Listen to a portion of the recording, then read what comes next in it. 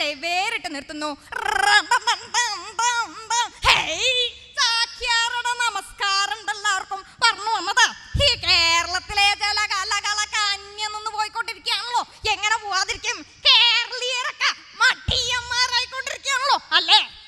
അല്ലാന്നുണ്ടോ? ഉണ്ടോ? അരെ bye calm കരോ bye.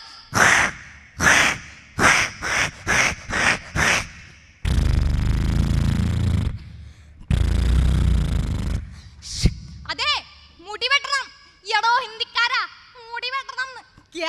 Hair cut കർണ അത് തന്നെ.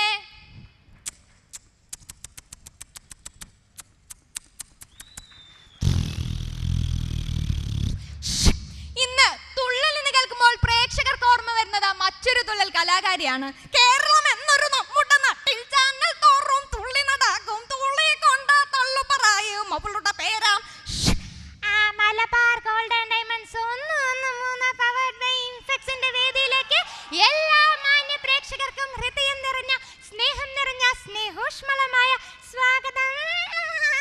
ബിന്ദു ചേച്ചിക്ക് കലയെ കുറിച്ച് എന്നാ പറയാനുള്ളതെന്ന് കേൾക്കാം. എടി റിമി, 4ാം ക്ലാസ് വരെ ഞാനും കലി ഒരുമിച്ച് പഠിച്ചതാ. 5ാം ക്ലാസ് എത്തിയപ്പോ ഞാൻ പൊട്ടി. അങ്ങനെ ഞങ്ങളുടെ ബന്ധുവും അല്ലടി. എന്റെ മാത്തുക്കുട്ടി ചായനുണ്ടായിരുന്നെങ്കിൽ കലയ്ക്ക് ഒരിക്കലും ഈ ഗതി വരത്തില്ലായിരുന്നു. ഓരോ ഇടത്തെല്ലാം ഇപ്പൊ എന്തെല്ലാമാ നടക്കുന്നത്. കലയെ ഇങ്ങനെ ഇട്ട് നോവിക്കുവാൻ അവൾ നിങ്ങളോട് എന്ത് തെറ്റാണ് ചെയ്തത്? രാധയ്ക്ക് എന്താ രാധയെ കലയെ കുറിച്ച് പറയാനുള്ളത്? അയ്യട്ടാ, ഇത് ഏത് കലയെ കുറിച്ചാ പറയണേ? കേവലം ഒരു തുള്ളലല്ലടൂക്കലോ, അതൊരു തപസ്യാണ്. തപസ്യ കലാകാരികൾക്ക് വേണ്ടതേ മീൻ വാസനയല്ല, കലാവാസനയാ. കലാവാസന. അയ്യട്ടാ, സംസാരിച്ചിരുന്നപ്പോ എന്റെ ആടുകൾ അഴിഞ്ഞു പോയല്ലോ. ഹേ ആടുകളെ നീക്കൂ.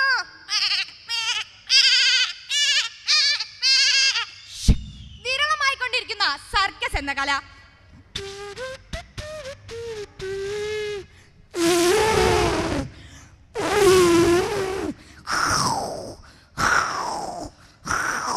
നൃത്തം വെക്കുന്ന മയിലും ഗൊറിലയും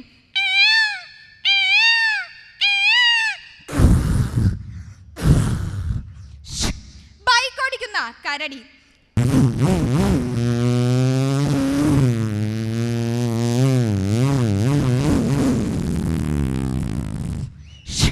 കുരുന്നുകളുടെ ഐശ്വര്യത്തിനായി പാടുന്ന നാവൂറ് പാട്ടുകൾ ഓർമ്മകളിൽ മാത്രം.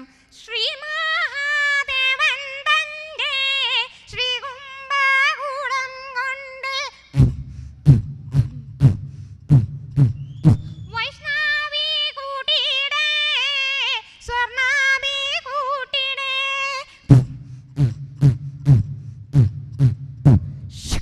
ഇന്ന് ഈ കുരുന്നുകൾക്ക് പ്രിയം കാർട്ടൂണുകളാണ്.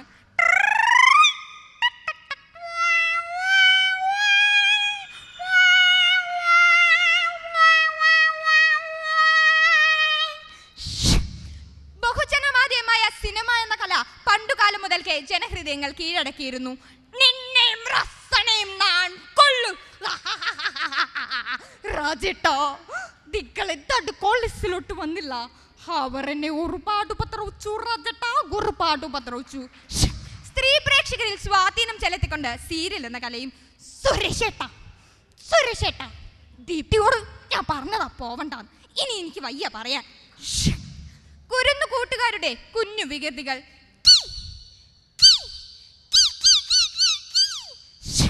ഭാഷാഭേദമില്ലാതെ വാട്സപ്പിലൂടെ കടന്നെത്തിയ കൊച്ചു കലാകാരി.